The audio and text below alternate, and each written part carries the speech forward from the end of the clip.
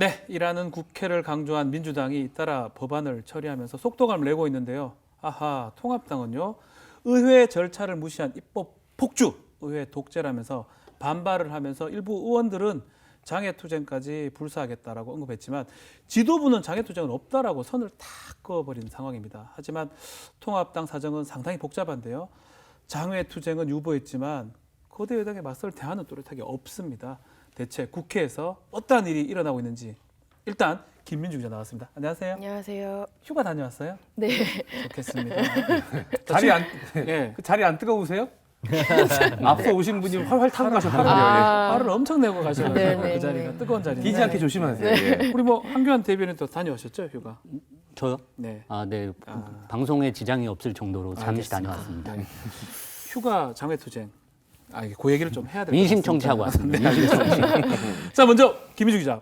민주당이 지금 입법 처리에 속도전을 내고 있다고요. 그렇습니다. 대표적으로 주택 임대차법 개정안인데 네. 임대료 상승에 제한을 두거나 뭐 임차인의 재계약 권리를 보장하는 법안을 민주당 주도로 상임위원회 상정 이틀 만에 처리했습니다.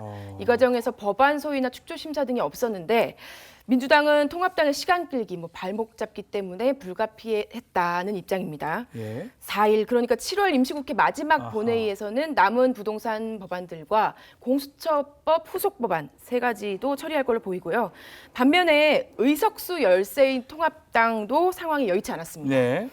같은 이틀 동안 퇴장, 불참, 항의 기자회견을 소리도 반복했을 많이 뿐입니다. 지르고요. 예. 다만 실제 내부에서 이런 얘기는 있었어요. 이제 너무 반대만 하지 말고 일부의 목소리를 대변하더라도 좀 잘 대변해서 울림을 줘야 한다. 이런 목소리 또 우리도 다양한 사람들이 모여 있다는 걸 좀 보여줘야 된다. 보여줘야 이런 된다. 얘기들이 많이 있었는데 예. 실제 초선 유니스 의원이 5분 자유 발언을 통해서 잘 해냈다는 평가도 나옵니다. 그렇죠. 자, 지금 통합당에서는 이 법안 소위도 열지 않고 이렇게 하는 거는 의회 절차를 무시하는 거 아니냐라고 상당히 비판을 하고 있는데 민주당은 왜 이렇게 서둘러요? 근데 사실 이제 서두를 수밖에 없고요. 예. 민주당 같은 경우는 이번 국회가 시작될 때부터 일하는 국회를 선포하고 예. 일하는 국회를 보여주겠다라고 이야기를 했습니다. 그리고 상임위 원구성할 때부터 이 부분에 대해서 미래통합당이 함께하지 않으면 우리는 우리 식대로 가겠다라고 이제 이야기를 했고 충분한 사인을 했기 때문에 이 법안에서도 역시 마찬가지라고 생각을 하는데 결과적으로는 어쨌든 이 부동산 문제가 굉장히 크게 작용하고 있습니다. 이 부분에 대해서는 민주당이 채택한 당론과 입법 과정을 통해서 결과로서 보여줘야 되거든요. 이 부분을 국민들의 분노를 잠식시킬 수 있는 법안을 발의해야 되는데 이 부분은 사실 미래통합당과 합의가 사실상 처음부터 불가능해요. 네. 왜냐하면 당론이 다르기 때문에 그렇기 때문에 이 부분은 이제 더 이상 지체할 수 없다라고 통과를 시켰고 결과적으로는 이 부분이 이 법안 발의가 되고 나서 과연 부동산 시장이 어떻게 움직이느냐에 따라서 아마 국민들이 또 판단을 한번 하실 것 같습니다. 너무 빨리 처리하니까 속상하겠어요. 네, 아무래도 완전 뒷전을 밀렸잖아요. 의석수가 적은 거에 대한 현실을 뼈저리게 느끼고 있습니다. 네. 뒷전으로 밀렸다기보다는 나름대로의 역할을 충분히 다 하고 있습니다. 그러니까 그러면 장애투쟁 얘기까지 나왔는데 또 장애투쟁 하기는 좀 그래서 원내투쟁을 하겠다라고 하는데 이렇게 입장이 바뀐 이유는 뭐죠?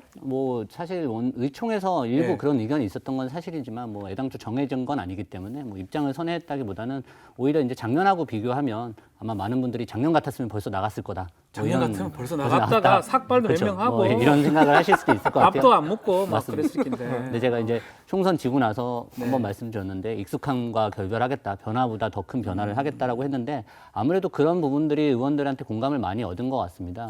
지금 초선 의원들이 대부분 많은데 초선 의원들 같은 경우 작년에 그런 장외투쟁을 당에서는 조금 거리를 두고 객관적으로 좀 바라봤던 분들이 많거든요. 예. 그분들 바라볼 때 과연 지금 우리가 나가서 할 수 있는 장외투쟁이 국민들의 공감대를 얻을 수 있을 것인가. 예를 들어서 예전에 독재시대 때 민주화 투쟁처럼 야당이 정말 어쩔 수 없이 나간다고 국민들이 생각할 것인가. 그럼 또 그건 아니거든요. 사실은 오히려 지금 민주당의 독주도 싫지만 이걸 박차고 나간다면 야당도 같이 똑같은 책임론에 휩싸이고 양비론에 휩쓸릴 수밖에 없는 부분이기 때문에 그런 부분에 대한 고민이 좀 있었고요. 나름대로 지금 전체적으로 지금 민주당이 독주하고 있는 모습이 또 국민들한테 어필이 되고 있고 이런 부분이 크게 나쁘게 작용하진 않는다는 판단도 분명히 있었습니다. 이쪽 민주당이 잘 되는 것도 괜찮다 이 말씀 같기도 하고. 잘 되는 거에 되는 건 아니고. 잘 되는 건 괜찮은 건 아니고. 잘 일단 장외투쟁이 네. 성공하려면요 2가지 정도가 있어야 됩니다. 네. 긴 호흡으로 가야 할 갈 만한 사안인가. 아하. 그리고 두 번째는 국민의 동참이 있어야 돼요. 그렇죠. 자발적인 동참. 지지. 긴 호흡으로 간다는 말은 무슨 말이냐면 결국 지금 부동산 민심이 굉장히 안 좋은데 정부가 공급 대책을 발표해서 부동산 가격이 어느 정도 안정세에 든다. 그럼 이 긴 호흡이 끝나버려요, 바로. 네. 국민의 동참이 필요한 것은 예전에 노무현 대통령 탄핵 반대 운동에 야당 국회의원들이 그 당시 민주당이었죠. 나갔을 때 국민들이 동참을 했고요. 2017년에 박근혜 대통령 탄핵 촛불 집회 때 역시나 국민들이 함께 동참을 했습니다. 네. 자발적으로. 이런 자발적인 동참과 긴 호흡이 있어야 되는데 지금 사안은 그런 사안은 아니고요. 또 하나는 뭐가 있냐면은 코로나 때문에 밀폐하지 말라고 하는데 장외투쟁했을 때 어떻게 할 거예요? 그럼 한 칸씩 뛰고 할 겁니까? 그럼 엄청난 거대한 공간을 코로나 두고 때문에. 엄청난 거대한 공간을 두고 장외투쟁을 해야 되는데 과연 그 모습이 과연 국민들한테 어떻게 다가갈 것인가? 드문드문 이래 장애투쟁 못한다. 그렇죠. 그리고 마지막으로는 윤희숙 효과라고 좀 말씀을 드리고 싶은데 윤희숙 의원의 5분 발언. 5분 발언 이 좋았어요. 5분 발언으로 사실상 미래통합당 그리고 많은 사람들이 미래통합당에도 제대로 얘기하는 사람이 있네 이런 얘기를 많이 하시거든요. 다른 분들도 다 제대로 얘기하고 계십니다. 제대로라는 표현은 좀 다른 분들도 다 제대로 그 중에 잘하시는 거예요. 말씀 네, 취소하세요. 그죠. 취소하겠습니다. 정정하겠습니다. 그래도 국민들에게 다가가는 언어를 쓰는 의원이 있네라는 걸 알게 됐습니다. 극이나. 두 번 죽이시는 것 같은데요. 알겠습니다. 그러니까 그래서 그걸 보면서 아니 굳이 장외로 나가지 않더라도 국회 내에서도 민심을 흔들고 민심에게 다가가는 의원의 발언을 보면서 네. 나가지 않아도 된다 이렇게 스스로 생각할 수도 있습니다. 정책 토론을 좀 할 수 있는 여지를 마련한 것 같아요. 이번에 앞으로 아마 많은 분들이 자유 발언을 또 신청할 것 같은데 국회의원들 중에. 네, 맞습니다. 그렇죠. 뭐 국회 내에서도 그렇고 예. 거꾸로 또 국민들과도 토론할 수 있는 그렇죠. 기회나 이런 부분들은 사실 필요한 것 같습니다. 그러니까 저희가 다루고 있는 많은 현안들이 저희는 이제 방송을 하는 입장에서 또 정치 일선에 있는 입장에서 이해를 하고 있지만 국민들이 다가오기엔 좀 어렵고 언어나 뭐 이런 예를 들어서 주택 임대차 3법도 저희는 당연히 알지만 국민들 입장에서는 뭐가 어떻게 되는 건지 모르는 부분들도 예. 있는데 이번에 그런 윤희숙 의원의 발언을 통해서 국민들과도 조금 뭐 이거는 여든 야든 떠나서 좀 편한 언어로 좀 국민들한테 다가갈 수 있는 언어로 할 수 있는 좀 계기가 마련됐다고 생각합니다. 그나저나 민주당도 거대 여당입니다. 이 법안 통과는 뭐 되겠죠. 자신감이 있다 보니까 잇따라 법안을 처리하고 있는데 야당과 충분한 논의가 없이 일방적으로 간다면 결국은 운영상의 부담은 있을 것 같아요. 그러니까 이 부분에 대해서는 네. 사실은 민주당이 문재인 정부 집권하고 나서 또는 네. 더불어민주당이라는 당명을 쓰고 나서 최근 3, 4년간 가장 큰 위기라고 저는 생각을 합니다. 아, 위기다 이게. 네, 그렇기 때문에 이 부분에 대해서 어떻게 보면 정당의 명운을 걸 수도 있는 부분이라고 예. 저는 생각을 하는데 결과적으로는 이 법안을 통과시켜서 그 효과로서 국민들에게 심판받겠다는 의지죠. 지금 이 상황에서 국회에서 더 이상 논의를 길게 해봤자 사실은 시장 크게 움직이지 않습니다. 시장에게 먹히는 정책이라든지 정부의 종합 대책이 발표가 돼야 되거든요. 그렇기 때문에 이런 부분에 있어서는 국회는 먼저 빠르게 움직이고 있었다라는 사인도 필요합니다. 네. 그렇기 때문에 매사안 이렇게 독주할 거라고 저는 생각하지는 않고요. 요 사안은 중요하기 때문에 독주할 것이다. 어떻게 보면은 임대차 독주에서 부동산. 책임을 지려고 하는 자세를 보일 것이다. 네, 그렇군요. 이쯤 되면 솔직히 통합당 입장에서는 그 원구성 때 민주당이 제안했던 상임위원장 자리 배분 거부했던 게 지금쯤은 후회가 되지 않을까. 몇 개 좀 받지. 솔직히 받았으면. 사람이면 후회될 것 몇 개 같아요. 받았으면 이런 네. 일까지 않았을 이거 거예요. 후회된다, 이거는. 국토위나 이런 거 받았으면. 네. 저는 오히려 의외로 만약에 몇 개를 받아왔다면 네. 저희가 그 책임을 또 같이 뒤집어 쓰는 결과가 나오기 때문에 뭐 지금 의총에서도 사실 실제로 분위기도 그렇고요.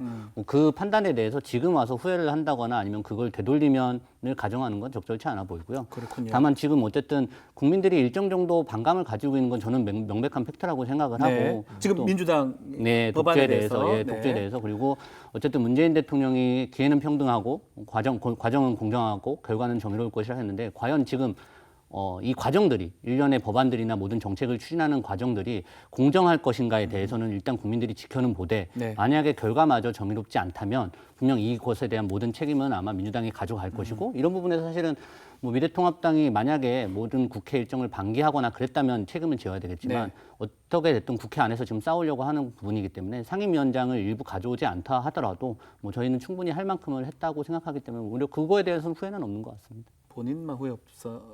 뭐 다른 분들도 후회 없는 것 같습니다. 그래요. 네. 다 물어보셨어요? 네. 물어보겠습니다, 제가.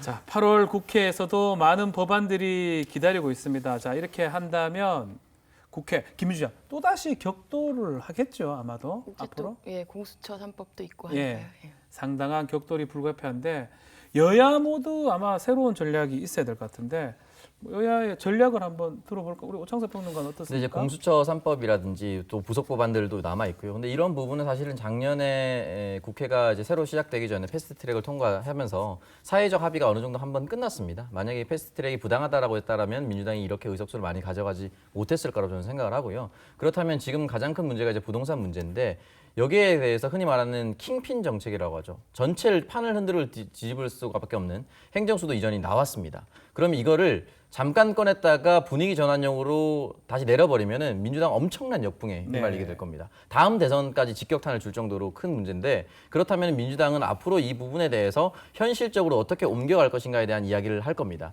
그렇다면 지금 벌써 나오고 있는 것이 세종의 모든 국회를 옮겨가겠다라는 선언 나왔고요. 그리고 청와대도 여기에 대해서 발맞춰서 갈 부분 추가적으로 얘기를 할 겁니다. 그렇기 때문에 다른 부분은 사실은 긴 호흡으로 논의를 하고 야당의 이야기를 충분히 들어볼 수는 있으나 이 행정수도라는 이 부분은 쉽게 건드려서는 안 되는 문제였는데 지금 이미 논의로 하는 방향으로 나왔기 때문에 이 부분을 어떻게 조정할 것인가 이 부분이 가장 큰 전 쟁점이 될 것이라고 봅니다. 자, 미래통합당은 어쩝니까?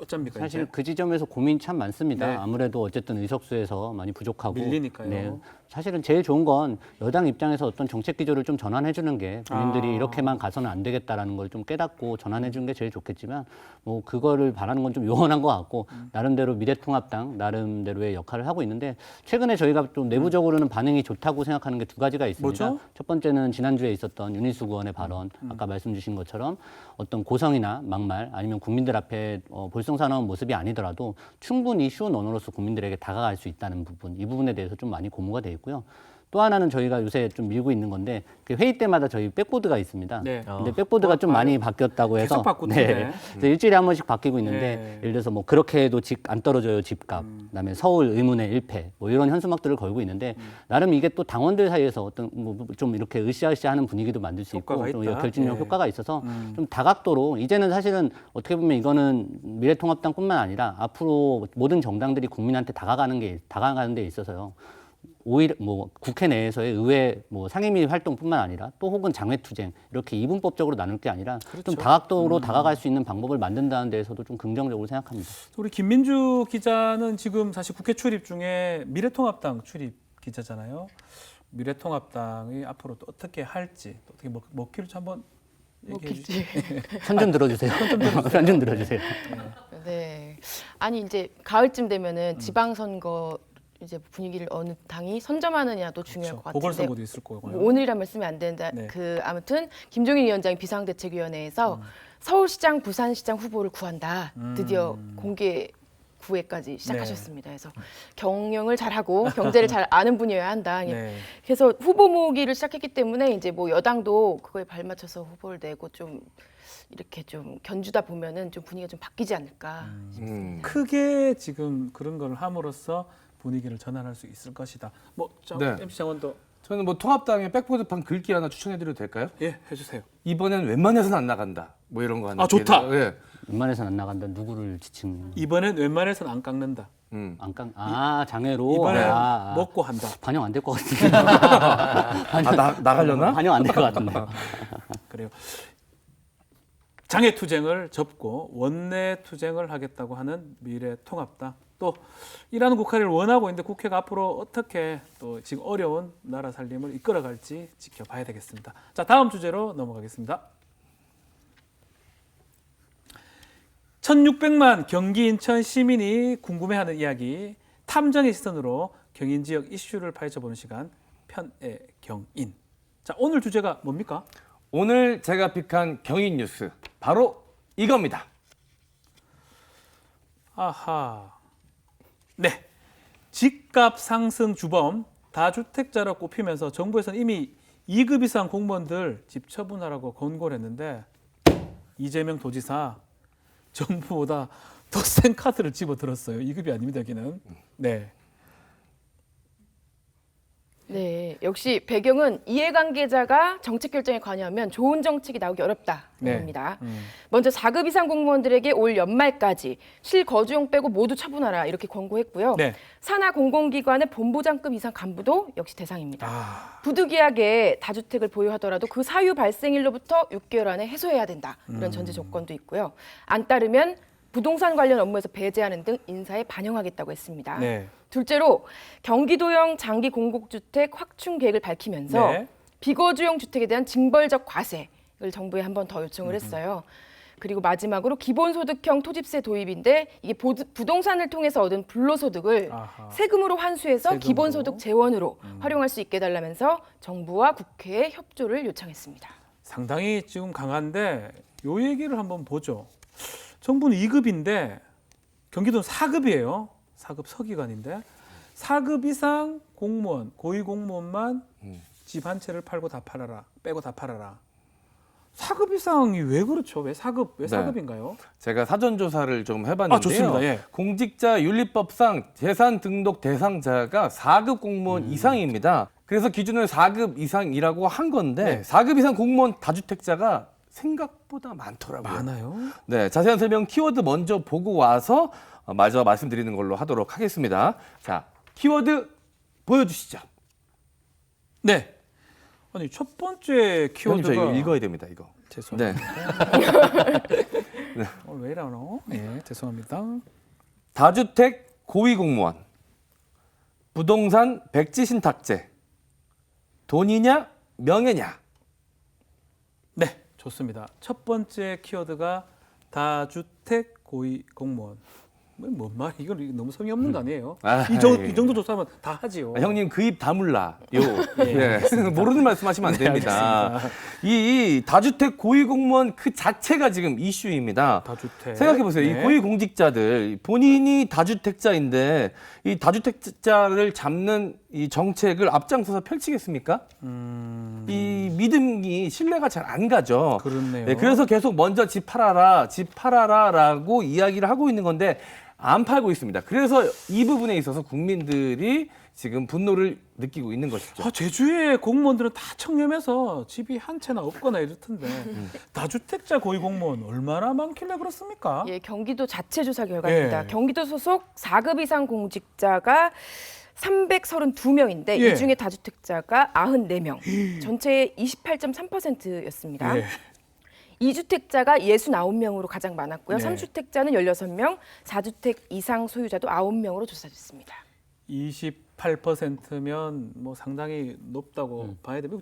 혹시 2주택 갖고 계신 분 있어요 여기? 전 전세 난민입니다. 지난번에 여기 말씀드렸지만. 난민, 삼난민, 우리 주택, 다주택? 아주 작은 거. 아 예. 아주 작은 거. 남편 소유. 갑자기 슬퍼지네요. 아니 여기만 해도 다주택자가 없잖아요. 네. 거의 다 1주택자 아니면 뭐 무주택자인데 28%라면 상당히 높다고 봐야 될 것 같아요. 청와대하고 정부에서 작년부터 계속 2주택자 이상의 고위공직자 집 팔라고 했는데 기한이 7월 31일이었거든요. 제가 알기로는. 어떻게 다 팔았습니까? 청와대 참모들 처리 시한 지났습니다. 아하. 근데 아직 8명이 다주택자입니다. 아직 안 팔았어요. 청와대는 뭐 팔려고 내놨지만 거래가 잘 안 되거나 뭐 전매 제한에 묶여 있거나 뭐 제도적, 현실적 이유로 매각이 늦어지고 있다고 설명했고요. 네. 8월 안에 처분 완료를 다시 공고했습니다. 이게 3차 공고입니다. 네. 주택 매각 공고를 내려놓고 강남 아파트를 남겨놔서 똘똘한 한 채 논란을 일으켰던 노영민 실장. 몇 개를 다 팔아버렸어요. 청주와 반포지 네. 모두 팔아서 무주택자가 됐고요. 여기 뭐 제일 좀 엉겹결에 이상하게 다 돼버렸어요. 강남에 똘똘한 예. 두 채를 소유해서 더 주목받은 김조원 민정수석은 아하. 송파구 아파트를 매물로 내놓은 걸로 그래놓고. 알려졌고요. 주택 정책을 펼치는 국토부에서도 이해 충돌 방지를 위해서 고위공무원단의 다주택 문제를 정리하고 있다고 김현미 장관이 국토위에 출석해서 밝힌 바 있습니다. 이야, 참. M 장관 네. 죄송합니다. 아닙니다. 네. 그런데 이 집 파는 순서 가지고도 네. 또 고심들을 많이 하시더라고요. 예. 집을 먼저 뭘 파느냐에 따라 또 세금이 많이 세금이 달라지니까요. 다르니까요. 예. 그거 갖고도 이제 골몰이 많이 예, 앓으신 것 같던데. 네. 그런데 부동산이 지금 고점이라 지금 어차피 뭐 다 팔아야 될 타이밍인데 지금 생색내기로 파는 거 아니냐 뭐 이런 이야기도 돌고 있습니다. 이 시세 차익이 엄청 날 것 같습니다. 네. 최근 서울신문이 조사한 걸 보면요. 2년 이상 다주택 소유가 확인된 고위공직자 25명을 분석했는데 이 25명이 36채를 보유해서 2년 6개월 동안 120억 정도 시세 차익을 거두는 것으로 나타났습니다. 예. 아파트 한 채당 시세 차익이 평균 3억 3천만 원 정도인데 좋네요. 좋아요. 이게 단독주택이나 아파트 분양권, 재건축 같은 거는 제외한 수치입니다. 네. 시세 차익을 가장 많이 거둔 고위공직자, 아파트 두 채 가격이 9억 9천만 원 오른 청와대 김주원 수석이었고요. 네. 민정수석이죠. 예. 네. 이경 식품의약품안전처장이 소유한 아파트 두 채 가격도 9억 2,500만 원 올랐습니다. 마지막으로 윤종인 행안부 차관은 배우자와 공동 소유한 아파트 한 채가 서초구 쪽인데 8억 7,500만 원 올랐습니다. 똘똘한 한 채를 갖고 계시는 분이시군요. 다주택 국회의원수도 만만치 않은데 이분들 어떻게 처분 안 합니까? 네, 일단 미래통합당은 이제 윤희숙 의원부터 시작을 해서 예전부터 이 다주택자를 악의 무리로 규정하지 않았으면 좋겠다 이렇게 얘기했고 사유재산을 인정하라라고 이야기를 했기 때문에 다주택자일지라도 이걸 매각할지는 굉장히 전 미지수라고 네. 봅니다. 실제로 미래통합당 103명 중에 2주택 이상 다주택자는 41명으로 전체 40%에 해당되고요. 맞네요. 이 중에 상위 10% 그러니까 부자 의원들의 부동산 가액은 1,064억입니다. 그러니까 10명의 평균의 자산이 106억 정도가 된다는 것이죠. 이 MBC 스트레이트에서 보도를 했었는데 주호영 의원 같은 경우는 이제 반포 주공 아파트 분양을 받아서 22억에서 약 45억 원으로 시세가 올랐다라고 얘기를 했고 예. 박덕흠 의원 같은 경우는 삼성 아이파크가 58억 그리고 잠실 아시아선수촌 아파트는 15.2억 원 정도가 올랐다라고 합니다. 그러니까 6년 동안 이 부동산 두 채로 73억 정도가 오른 셈인데 이 부분에 대해서 근데 가격이 올랐다라고만 해서 판매라고 할 수 있는 것인가? 그러니까 미래통합당 의원들이 받지 않으면 그냥 끝이거든요. 네. 그러니까 이 부분에 대해서는 미래통합당 의원은 실질적으로 정부 정책과 같이 갈 이유는 없습니다. 그렇기 때문에 이 부분에 대해서 판매할지는 좀 미지수라고 봅니다. 어때요? 말씀하신 게 정확합니다. 사실 정확해요? 뭐, 네, 네. 통합당은 다주택자가 문제라고 한 번도 한 적이 없습니다. 사실 지금 이 논의가 되고 있는 거는 아까 임 시장님께서 서두에 말씀하신 것처럼 정책의 신뢰성 부분이거든요. 이 다주택자는 다 집을 팔라고 얘기하는 사람들이 정작 다주택자이기 때문에 문제가 되는 거지. 미래통합당에서는 사실 다주택자 자체를 갖다가 문제로 삼은 건 없고요. 뭐 저도 전세를 살고 있고 저희 집주인도 다주택자지만 어떻게 보면 정당하게 자기가 돈 벌어서 선량한 다주택자들은 많을수록 좋은 전세 물량이 나올 수밖에 없습니다. 그래서 이 부분은 전세 제도가 존재하는 한은 다주택자들에게 모두 집을 팔아라. 그러면 전세 물량 자체가 없어지는 거기 때문에 그 부분은 좀 문제가 있고요. 오히려 이제 민주당 같은 경우 아까 국회의원 말씀하셨지만 지금 경실련 발표 따르면 42명, 그러니까 전체 의원 중에 176명 중에 대략 한 4명 중 1명꼴로 다주택자인 걸로 발표가 됐고 또 투기 조정 지역에 2주택 이상 소유자도 21명 정도 되고 있습니다. 그래서 김태년 원내대표가 지난달 초에 좀 정리해줬으면 좋겠다라고 의원들한테 얘기했지만 지난 주말에 아마 다시 발표된 걸 보니까 아직 30여 명이 다주택자인 걸로 좀 드러나고 있습니다. 똑같다 이 말이죠, 그죠? 미래통합당이나 뭐 소유 민주당이나? 분포도는 똑같지만 애당초 이 정책의 신뢰성을 얘기하고 있는 거는 민주당이기 때문에 뭐 미래통합당은 사실 거기에서 어떤 책임을 져야 되거나 그런 거에 대해서는 좀 사실 다른 것 그럼에도 같습니다. 재건축 법안을 예전에 통과시켰던 그래서 부동산 좀 폭등을 좀 한 경우도 있는 건데 같은데 그때 관계된 많은 사람들이 의원들이 또 자기들 집들이 많이 올랐더라고요. 뭐 근데 그 법안을 어떤 통과하는 데 있어서 본인 집을 위해서 그 법안을 하나 통과시켰다 그걸 투기다라고 몰아가기에는 너무 좀 과한 것 같고요. 그렇게 따지면은 뭐 지난번 같은 경우에 과천에 김수현 정책실장 같은 경우는 본인 집 앞에 역이 생겨서 본인이 정책할 때 역이 생겨서 본인이 집값이 올랐다 그랬는데 그럼 그거야말로 어떻게 보면 자기 집 앞에 일부러 역을 세웠다 이렇게 몰아갈 수는 없는 노릇이기 때문에 어떤 정책을 펼다고 해서 그 정책이 투기로 이어졌다라고 단정짓기는 좀 어려운 것 같습니다. 네. 그래도 뭐 국민들 입장에서는 막 그 부분이 참 믿음 괜찮지 않다는 생각도 들기도 하고요. 자, 정부의 부동 정책 국민이 참 신뢰하기가 좀 어려워요. 그래서 정부에서 칼을 빼들었고 이재명 지사는 한술 더 떴습니다. 2급 아닙니다. 4급입니다.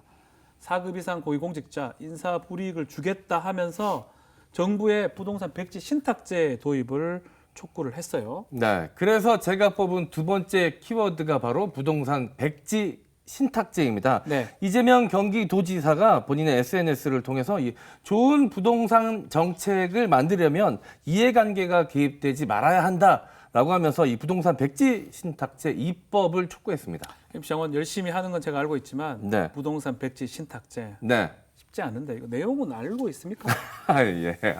저를 뭘로 보시고요. 임시장원으로 봅니다. 공부 열심히 제대로 보셨습니다. 하지만 이번에는 네. 공부를 열심히 해서 왔습니다. 네네. 제가 이 부동산 백지 신탁제가 뭔지 직접 찾아봤는데요. 아하.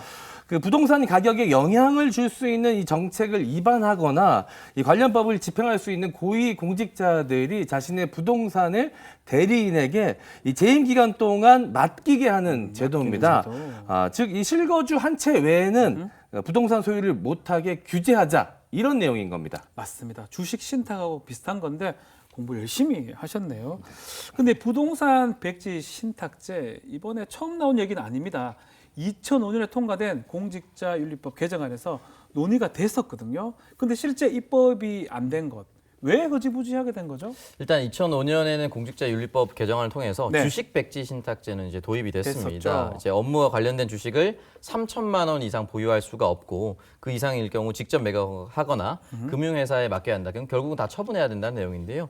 이 부분에 대해서는 부동산 백지 신탁제도가 당시 채택되지 않은 부분은 업무와 관련성을 연관짓기가 좀 어렵다. 네. 그러니까 자신의 지역구라든지 뭐 자신의 정책이라든지 이런 부분 세세하게 좀 나누기 어렵다 이런 부분이었죠. 근데 이 부분에 대해서는 다시 논의가 올라왔기 때문에 아마 민주당에서도 발의가 됐고 앞으로는 좀 더 진척이 될 가능성이 높습니다. 자, 주식 백지 신탁 이미 있기 때문에 부동산도 맘만 먹으면 백지 신탁이 가능하다 이런 것 같은데 미래통합당 실적. 아닙니다. 아직 뭐 아, 당 좋아요? 차원에서 정해진 바가 죄송합니다. 없습니다. 이게 싫어요, 좋아요로 자꾸 이분법적으로 아니 이분 나는 거 말 아니고 왠지 미래통합당은 신탁 이제 그 익숙한가 결별하겠다고 했으니까 네, 그런 왠지 그럴 거라는 아직 익숙함에서 당 결별을 차원에는 해주시고요. 그건 없다는 거네요. 네, 당 차원에 정해진 바는 없고 실제로 원희룡 제주도지사나 네. 김기현 의원 같은 경우는 좀 도입 필요성을 얘기하는 의원들도 있습니다, 실제로. 뭐 네. 그만큼 부동산 문제가 심각하다는 거고 또 국민들이 느끼고 있는 어떤 그런 박탈감이나 이런 부분도 심각함도 크다는 얘기인데요. 개인적으로는 사실 좀 우려되는 부분은 있습니다. 재산권 침해 가능성이 있는 거 아닙니까? 맞습니다. 그런 부분에서 뭐 지금 결국은 주식이나 아니면 부동산이나 다 이제 불로소득에 대해서 일단 어느 정도 제약을 두겠다는 건데 그렇죠. 그것이 과연 재산권 침해 부분에 해당되는지 부분도 필요하고 또 아까 그 지난번에 이제 업무 연관성 입증 얘기를 했는데 지금 네. 뭐 부동산 정책 관련해서 업무를 배제하겠다고 경기도에서 나섰는데 과연 부동산 가격이 단순히 부동산 정책 예를 들어 국회를 따지면 국토위만 해당되느냐 예를 들어서 학교가 들어서도 교육에서 다루는 학교가 들어서도 집값이 오를 수 있는 거고요. 뭐 산자유와 관련돼서 산업공단이 들어서서 집값이 변동이 있을 수도 있고 여러 가지 요인들이 있는데 뭐 그런 부분들을 하나하나 다 어떻게 따져 나가야 될 것인가 그 부분 그리고 예를 들어서 뭐 어떤 모든 분들이 이제 선택을 해야 되겠지만 이렇게 되면 앞으로 사실상 다주택자들은 그냥 공무원을 아예 포기하는 경우도 생기지 않을까. 그럼 어떻게 보면 직업 선택에 있어서 내가 집을 여러 채 갖고 있다고 했을 때 기회비용을 생각해서 아 나는 그냥 고위공무원을 안 하겠다라고 포기하는 경우도 생기는데 과연 그거는 또 우리가 애당초 목적을 했던 정책의 목표와 부합하는지도 한번 따져봐야 될 것 같습니다. 네. 자, 민주당은 뭐 네, 신정훈 의원이 이제 예. 대표 개정안 발의를 했습니다. 이제 발의했었죠. 부동산 백지 신탁제에 가까운 내용인데요. 저는 이 부분에 대해서 사실은 여러 가지 사유재산을 인정해야 된다라고 생각을 하면서도 방금 예로 말씀드렸었던 주호영 의원, 대구 수성을에서 4선하고 수성갑에서 지금 현재 당선이 돼서 5선입니다. 5선 의원이죠. 예. 대구 지역구 의원인데 왜 반포 주공 아파트를 구매한지 대구는 사실 이해가 잘 안 돼요. 수성도 비싼데 거기도. 그리고 박덕흠 의원 같은 경우는 충북 영동 옥천 괴산입니다. 예. 이 삼선 의원이거든요. 예. 삼성 아이파크와 잠실에 아파트를 두 채나 가지고 있는 이유가 잘 모르겠어요. 58억이 올랐는데 네. 58억짜리가 아니고요. 58억이 올랐습니다. 훨씬 더 큰 금액이에요. 58에 올란 거예요? 그러니까 이 부분에 대해서 국민들이 봤을 때 아니 국회의원 하면서 자기가 금싸라기 땅을 먼저 알아보고 가서 구매하고 가격 차익을 얻는 것이 아니냐 이렇게 의심할 수가 있거든요. 그러니까 저는 모든 공무원들이 다주택자가 되지 말라라고 이렇게 이야기는 좀 무리가 있다고 보지만 네. 왜 자신의 지역구도 아닌 다른 지역구에 이렇게 수십억짜리 아파트를 저는 분명히 말씀드리지만 국회 근처에 있는 여의도라든지 마포 광장 이 정도는 국회에 자주 왔다 갔다 하기 때문에 오피스텔을 얻거나 이런 부분은 저는 가능하다고 저는 생각하거든요. 그리고 실제로 그런 국회의원들까지는 비난할 수는 없다고 봅니다. 근데 전혀 무관해요, 사실은. 업무와 전혀 무관한 부분입니다. 잠실은요? 재산 증식을 위한 것이 너무나도 자명해요. 그러니까 이런 부분이 과연 국민들에게 어떤 메시지를 줄 것인가 그런 것이 좀 의문스럽다는 것이죠. 네. 네, 집을 여러 채 보유하고 있는 이 고위공직자들의 강제 주택 처분을 두고 이게 재산권 침해다 아니다 시민들도 의견이 분분합니다. 그래서 제가 오랜만에 이 댓글 민심을 좀 파악해 봤습니다. 대터디 시간이네요. 네, 오랜만에 돌아왔습니다. 예, 대터디. 기대했습니다. 자, 읽어드리도록 하겠습니다. 나도 처분할 집 있는 다주택자였으면 얼마나 좋을까? 돈, 명예, 권력 모두 가져나 봤으면. 이거 제가 쓴 줄 알았습니다. 돈만 있어도 예. 셋 중에 하나만 있어도 되는 그러니까 거 하나만 아닙니까? 있어도 좋을 것 같은데. 다 필요 없고요. 네, 보통은 다 없죠. 다 없죠, 예. 대부분. 내가 다주택자인데 부동산 관련된 담당자라면 내가 사놓은 동네를 집중적으로 개발하거나 특혜 하나라도 더 주려고 할 거다. 고위 공무원이면 더 그럴 듯. 당연히 처분해야 맞다라는 의견이 있었고요. 네네. 아니 자유민주주의 사회에서 다주택자가 무조건 나쁜 거임? 요즘 나는 여기가 북한인지 한국인지 헷갈릴 정도임. 이건 제가 쓴 거네요. 네. 어디예요? 네, 이건 제가 쓴 생각 거예요. 비슷하군요. 네, 비슷하군요. 네. 예. 자, 다주택 가지고 있으면서 세금 제때 내고 하면 되지. 말이 좋아 건거지. 당장 팔라는 명령과 무엇이 다르냐? 라고 오창석 씨가 달아주셨습니다. 그렇습니다. 예. 온라인에도 보면 뭐 다 일리가 있어요. 의견이 지금 팽팽한 그런 상황인데 또 한편으로는 고위공직자들이 가지고 있는 주택을 처분한다 해서 일반 국민한테 그 효과가 돌아가겠느냐. 이거 전형적인 포퓰리즘 정책이다. 비판 목소리도 있는 게 사실이거든요. 자, 두 분한테 여쭤보겠습니다. 어떻게 보십니까? 뭐 일단은 정책을 추진하는 정부 입장에서는 이게 만약에 효과가 있다면 정책 신뢰성에 어느 정도 영향은 미칠 것이고요. 네. 또 하나 좀 우스갯소리로 나오는 얘기지만 청와대 천무진이 지금 집을 금매물로 내놓고 있기 때문에 그걸 사는 사람들에게도 효과가 조금 있을 겁니다. 아마. 비아냥 거 아닙니다. 아, 이거 주변에 진짜 많습니다. 조롱하고 그럼 거기 사러 가면 되겠네. 돈이 없어서 못 아, 사요. 예. 근데 저는 지금 이게 포퓰리즘으로 네. 포퓰리즘 논리가 되고 있는 건 사실 청와대 책임이 가장 크다고 생각합니다. 네. 애당초 지난해부터 청와대 참모진한테 다주택 정리하라고 권고했다가 안 돼서 또 한 번 권고했다가 마지막까지도 안 돼서 또 한 달 연장하고 이 과정 자체가 그 과정에서 이제 노영민 비서실장이 뭐 청주 말고 반포라고 했다가 졸지에 무주택자가 잘못 되고 팔아가지고요. 네. 예. 뭐 이런 상황들이 국민들 보기에 너무 쇼처럼 보입니다. 솔직히 말하면 이걸 그 정책을 지지하고 안 하고를 떠나서 그 청와대가 국민들의 정책을 추진하면서 우왕좌왕했던 모습 자체가 쇼처럼 보이면서 이게 포퓰리즘이다. 결국은 보여주기식이 아니냐라고 비판을 얻을 수밖에 본인들이 스스로 자처한 면이 크다고 생각합니다. 포퓰리즘 같다라고 하시네요. 네. 근데 쇼도 때로는 쇼가 필요하다고 느끼는 것이 포퓰리즘 해도 된다. 네, 포퓰리즘이라고 볼 수가 없는 것이죠. 만약에 예. 이것이 만약에 영속적인 정책 기조로서 이어나간다면은 앞으로 고위공직자가 되시려는 분들께 중요한 사인이 될 거라고 봅니다. 분명히 말씀드리지만 공급 정책으로서의 효과는 없을 겁니다. 왜냐하면 경기도 4급 이상 공무원이 332명인데 이 사람들이 무주택자도 40명이거든요. 네. 만약에 모두 두 채씩 가지고 있다면은 이 사람이 한 채씩 처분하면 경기도에 332채가 나와요. 이게 공급 정책으로서 크게 작용하지 않아요. 그런데 그렇겠죠. 중요한 건 어떠한 사인이 되는 것이냐. 아. 고위공직자들이 만약에 이제 두 주택가 아닌 한 주택자가 된다라고 했을 경우에 한 주택자를 가지는 국민들의 마음을 누구보다 잘 알게 될 것입니다. 그렇다면 이 한 주택자에게 어떤 혜택을 줄 것이냐. 보유세는 좀 더 적게 해주고 양도세, 그러니까 처음 거래를 하는 사람들에게 양도세를 좀 낮춰주고 다주택자는 보유세를 늘린다든지 이런 한 주택자의 마음을 어떻게 잘 알 것인가. 이건 분명히 고위공직자로서의 중요한 책무거든요. 그 사람들의 마음을 알아야만이 정책을 입안하고 거기에 따른 이제 효과도 검증할 수가 있습니다. 본인이 2주택자, 3주택자라면 이 마음을 절대 알 수가 없거든요. 네. 그리고 또 중요한 것이 경기도에서 경기도민을 대상으로 설문조사를 한 것이 있습니다. 네. 이 고위공직자에 대해서 다주택자 처분 어떻게 생각하느냐. 10명 중 7명이 찬성한다고 답변을 했어요. 그렇죠. 우리 공직자 아니니까요. 그런 부분이 아니라 이 고위공직자라는 것은 사회적으로 중요한 메시지를 내는 사람입니다. 아, 예. 그렇기 때문에 솔선수범한다는 의미, 그리고 한 주택자가 못 사는 게 아니에요. 그 사람들의 가난을 강요하는 것이 아닙니다. 그렇기 때문에 이런 부분에 있어서는 중요한 메시지도 될 수가 있으니, 그리고 국민 여론도 지금까지 올라왔으니 앞으로 꾸준히 이런 기조가 유지가 된다면 충분한 효과는 있을 것이라고 저는 생각합니다. 자, 어쨌든 이재명 경기도지사 백지 신탁제까지는 입법을 해야 되니까 갈 길이 멀었습니다. 경기도는 4급 이상 고위 공직자 다주택 처분하지 않겠다면 인사 불이익을 주겠다라고 지금 한 상황인데 이게 위헌이다, 직권남용이다 논란이 되고 있습니다.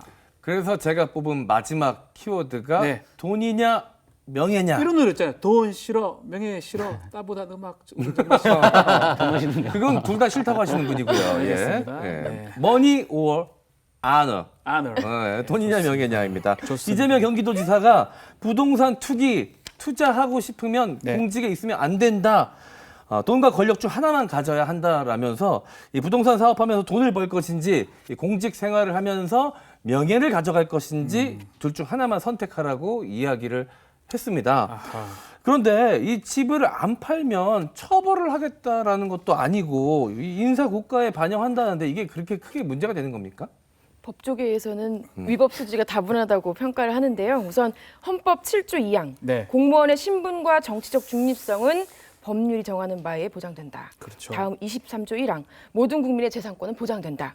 이 두 조항에 배치된다는 겁니다. 재산을 불법적으로 취득하지 않았는데 돈이 많다고 인사에 불이익을 준다. 이게 말이 되냐는 거고요. 지방공무원법상으로도 인사관리는 능력의 실증에 따라 해야 하고 임용권자가 소속 공무원을 임용할 때 합리적 이유 없이 차별해서는 안 된다는 조항에도 배치된다는 지적입니다. 네, 지금 법조계에서도 논란이 되고 있는데 헌법상의 재산권 권리, 뭐 공공복리라든지 다른 여타 이유로 또 제한이 가능할 수 있도록 돼 있습니다. 뭐 양심의 자유라든지 표현의 자유 이런 거에 비해서는 좀 더 제한할 수 있도록 규정이 돼 있는데 그럼에도 불구하고 과도하게 제한하게 된다면 위헌이 되겠죠. 자, 두 분한테 여쭤볼게요. 다주택자 고위공무원 승진에 영향을 주는 것 타당합니까 이거? 저는 아니라고 봅니다. 아니라고 봅니까? 기본적인 건데요.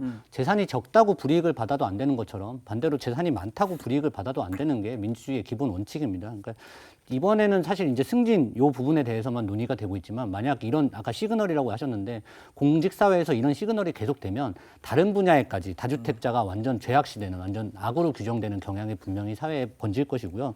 또 하나는 이 투기의 의도를 갖다가 너무 재단하고 있다. 본인은 그냥 예를 들어서 집 한 채를 갖고 있는데 수십억을 번 사람과 다주택을 갖고 있는데 달랑 1억 번 사람 과연 누가 더 나쁜 사람이냐. 이걸 과연 다주택의 여부를 가지고 성과 악으로 구분할 수 있느냐. 그렇죠. 이 부분은 사실은 아무도 할 수 없는 부분이고요. 예. 그다음에 이재명 도지사 같은 경우는 이제 다음번 대선 출마를 예고한 상황인데 만약에 이후에 다른 도지사가 왔을 때 이 정책을 영속적으로 가져갈 수 있느냐의 부분도 사실은 따져봐야 되기 때문에 지금 부동산 정책 실패를 다주택자의 탓으로 돌리는 좀 나쁜 행정 중에 하나다. 오히려 이거보다는 근본적인 좀 대책을 마련해야 되지 않겠나 생각합니다. 네. 일단 말씀드렸다시피 저는 정책의 영속성을 중요시한다라고 하면은 앞으로는 이 부분에 대해서는 분명히 국민적 동의가 훨씬 더 높아질 거라고 봅니다. 네. 리얼미터에서도 조사했던 부분이 있는데요. 고위공직자, 국회의원을 비롯한 실거주용 1주택 소유를 제한해야 된다. 1소유로 제한을 해야 된다. 국민 역시 63.5%가 찬성한다고 얘기를 네. 했습니다. 그러니까 아무래도 공무원은 사적인 영역, 그러니까 사기업의 영역이 아니라 공공의 영역에 있는 사람들입니다. 그리고 현대경제연구원에서도 발표했듯이 이 공공의 영역에 있는 공무원들이 사기업에 입사하는 것보다 훨씬 더 많은 재산과 근속 연수를 보장할 수가 있습니다. 그런 다른 사람들보다의 어떤 특혜를 가져온다면 이런 부분에 대해서는 어느 정도 양보가 필요하지 않는가라는 저는 생각이 들고 네. 이 부분은 꾸준히 이어나간다면 충분한 효과를 거둘 수 있을 거라고 봅니다. 네, 뭐 저랑 친했던 DJ DOC는 돈도 싫고 명예도 싫고 나쁜 음악은 더더욱 싫다고 했는데 우리 막점 맞고 식구들한테 여쭤볼게요. 돈이냐 명예냐 둘 중에 하나 선택하라면 뭘 선택할 것 같아요? 역시 돈이죠. 저는 분명히 오창석 평론가 그럴 줄 알았어요. 근데 한교안 부대변인 아닐 것 같은데요? 일단 돈이 얼마 정도 되고 몇 급을 제의하실 건지를 한번 말씀해 주시면 제가 한번 비교를 해보겠습니다. 4급입니다. 아, 4급. 돈은 얼마 정도 주실 건지. 많이 드릴게요. 근데 이게 돈이라고 했습니다. 저는 양립할 쉽지 않아요. 양립할 수 있는 문제라고 저는 생각하거든요. 그래요? 돈만 있고 명예는 하나도 없다. 그럼 재산이 되게 많은 우리나라의 재벌 기업들은 명예가 없습니까? 네. 그렇지 않아요. 양립할 수 있는 부분이고요. 4급 공무원 이상이니까 4급이라는 명예와 함께 4급에 해당하는 공무원의 월급은 다른 공무원들보다 훨씬 더 이미 높습니다. 네. 그러니까 여기는 돈과 명예의 이분법적 논리가 아니라 주택을 어떻게 한 채로 보유하느냐 마느냐 이렇게 축소시켜서 보는 것이 맞다고 봅니다. MC 장원이 제일 궁금해요. 돈이냐 명예냐. 별로 지금 가진 기회가 없기 때문에. 네, 네. 네. 그 나름 청빈한 삶은 충분히 살아왔다고 봅니다. 더 이상, 아니 42년을 청빈하게 살았는데 자, 돈이다. 굳이 선택까지. 예. 돈이다. 또 김민주 기자도 피해갈 수가 없어요. 네. 그 아까 국민적 동의 말씀하셨는데 그 앞으로 한 2, 3주 또 부동산 정책이 발현되는 몇 주 뒤에 여론조사를 통해서 나타날 걸로 보이는데 아하. 지난 7월에 대정부 질의 때 홍남기 부총리랑 네. 윤우덕 의원 사이에 이런 질의가 있었어요. 네. 우리나라에서 종부세를 내는 사람은 전체 국민의 1%다. 1%다? 가구 대비 2%다. 98%는 종부세를 내지 않는다. 그리고 3주택자 이상, 그러니까 3주택 이상 다주택자가 국민의 0.91%. 하. 2주택자 이상, 그러니까 다주택자가 15% 38만 명인데 이렇게 3주택자, 2주택자가 가진 주택이 전체 주택의 61%. 진짜 많아요. 불균형이 엄청 심하다는 네. 거거든요. 그래서 지금 국민적 동의 얘기하신 부분 그리고 여당이 좀 정책을 좀 어떻게 보면 독단으로 가고 있는 부분이 지금이 좀 안 좋게 보일 수 있어도 조금 뒤에 또 어떻게 발현될지 여야가 한번 주목을 해봐야 되지 않을까. 돈이에요, 명예예요. 저는 그걸 대답을 못 하겠어가지고. 둘 다 갖고 싶어요. 전 둘 다 갖고 싶습니다. 저랑 비슷하네요. 아, 그렇게 대답했으면 되네요. 돈도 좋고 명예도 좋고. 예. 그게 되는 거였으면 나랑 창석 씨도 그거 했죠. 하나만 해야 되는 줄 알았네. 저만 되게 계산적인 사람이 되거든요. 네. 자, 집 사는 것도 아니. 제가 다시 하겠습니다. 웃으면 안 되는데 자꾸. 집 사는 것이 아닌 사는 곳이다. 다시 하겠습니다. 이상하네. 사는 것이 아니라 사는 곳. 사투리 같아. 네, 집 사는 것이 아니라 사는 곳이다. 재산, 증식, 투기 수단이 아닌 삶의 터전으로 남아야 하지 않겠습니까? 특히 공직자라면 조금만 더 엄격한 잣대가 필요하다고 생각이 됩니다. 뉴스 코멘터리 막전 막후 여기까지입니다. 저희는 다음 주에 다시 찾아오겠습니다. 감사합니다.